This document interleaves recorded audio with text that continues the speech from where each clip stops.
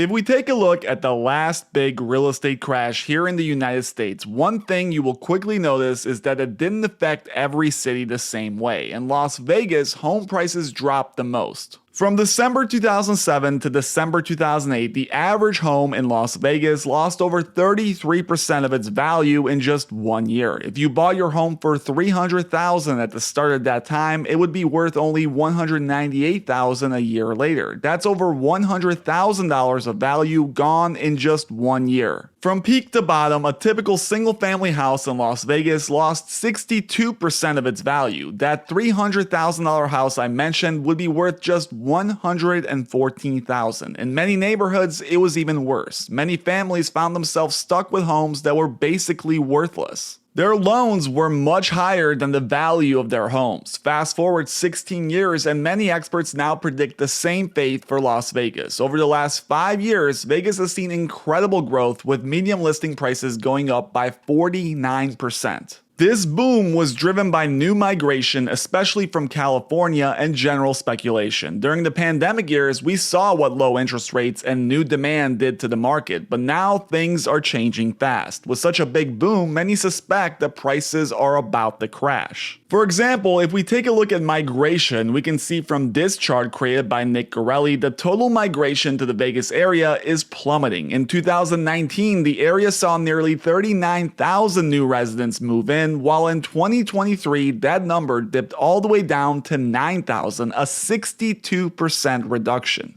But it's not just migration that's raising eyebrows. There's a well-known reason why Vegas home prices plummeted the most out of any major US city during the last recession. Vegas is hit harder by economic downturns than most other American metros. Here, the primary economic drivers are hospitality and leisure, real estate and construction, conventions, and retail. For instance, in Los Angeles, approximately 5% of the GDP comes from hospitality and leisure, while in Vegas, it's around 30%. This means that any major downturn disproportionately impacts Vegas because during recessions, the first expenses people cut out are vacations, gambling, and shopping. Nobody prioritizes Vegas when paychecks shrink, leading to significant downstream effects on the local economy, which has relied on increasing gambling revenues since the 1970s. Clark County has maintained detailed records since 1970 showing the dollar amounts flowing through its casinos, which reflects the city's economic status. This statistic also correlates with housing market prices. Gaming revenue has seen a strong, steady rise since 1970, accelerating in the 1990s to unprecedented levels. Except for a slight dip in 2001 and 2002, Vegas experienced no major decline during this 37-year stretch until 2007. Reaching $10.8 billion in gaming revenue, Vegas was heavily impacted by the recession, with 2 consecutive years of significant drops, followed by a long, painful, flat recovery. It wasn't until 2021 that the city surpassed its 2007 high, and this reality was mirrored in its home price trends.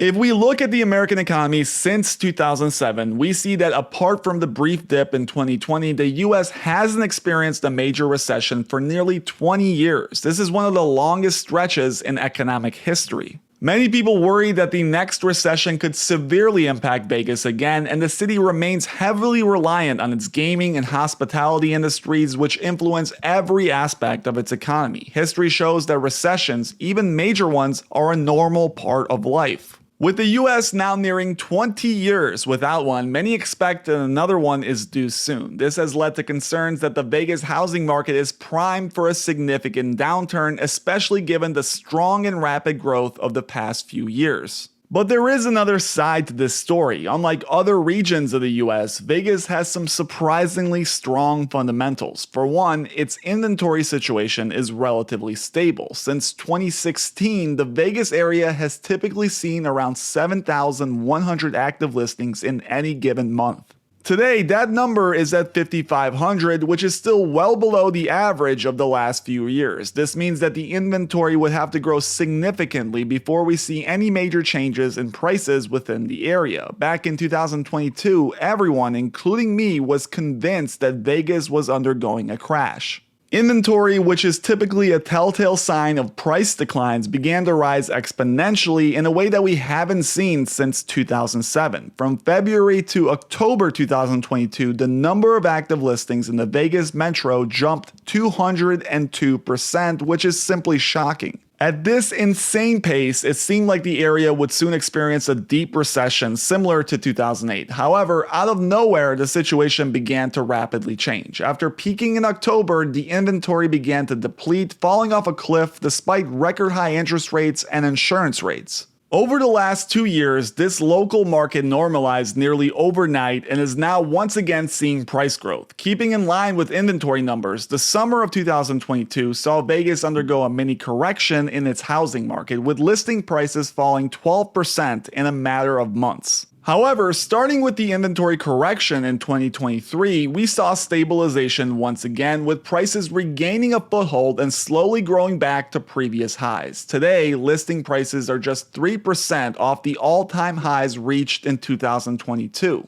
The question now is whether this is sustainable and if the so-called Vegas bubble will burst again given the epic rise over the last 4 years, an county notorious for real estate imbalances. Digging deeper into this, we can really see that in certain neighborhoods within Las Vegas, the situation is even more apparent. The Revenger app does a very good job at visualizing the inventory situation from a neighborhood zip code perspective. As you can see on the southwest side of the city, there are plenty of spots where there are half as many homes for sale when compared to the same period last year. And as a result of this, part of the reason why prices have started to jump back up in many areas of Vegas. We know that in real estate, it's really inventory that drives prices, and with the market tightening up again, we are seeing just how hard it can be for buyers to get a good deal, especially near the city center in desirable areas. For Vegas to take a true fall like it did in 08, there needs to be a builder explosion, and we're just not seeing that. The story really comes down to one graph, and it's right here. This chart shows the number of permits pulled for single-family homes.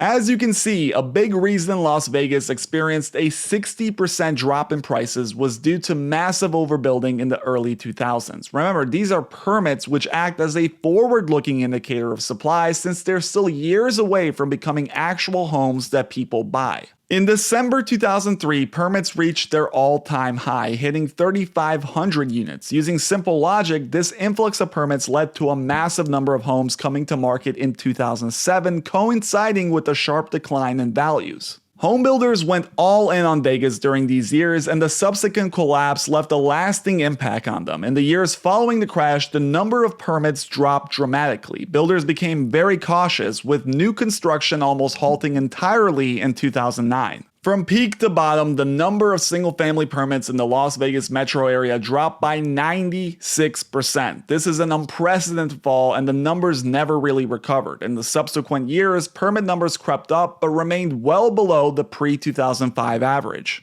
Today, we are still 75% lower than the 2003 peak and 45% lower than the pre-2004 average of 1,640. This indicates that Vegas has been underbuilt for 20 years, and it could take decades to recover to typical new home supply levels. Similar to other parts of the United States, people flock to city centers and areas with economic opportunities. As chronic underbuilding persists and available land diminishes, existing inventory becomes increasingly expensive amidst ongoing migration. In simple economic terms, when demand rises and supply remains stagnant, prices inevitably increase. When we speak about bubbles in real estate, we're really talking about speculation and leverage. Right now, the situation on the ground indicates that there isn't much evidence of this in southern Nevada. Today's situation is vastly different from 2004, and prices are unlikely to decrease significantly given the characteristics of the city. Previously, greed drove supply, and loan leverage pushed the situation in a way that allowed a mega bubble to form. Today, Vegas prices are a result from 20 years of underbuilding, an inflationary environment, and demand overdrive.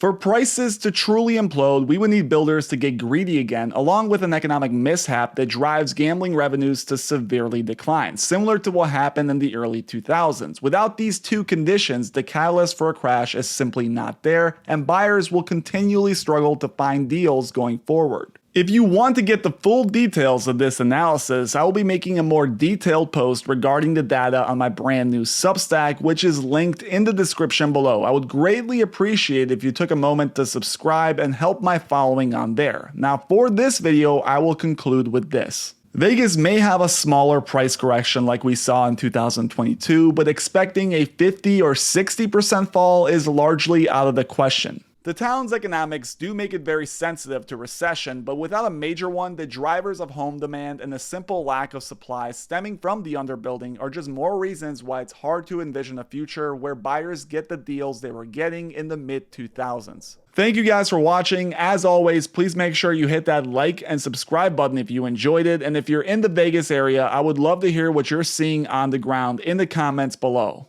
Also, please don't forget to check out my foreclosure.com link in the description below. This is one place where investors can still find some of the few deals available in any area around the country.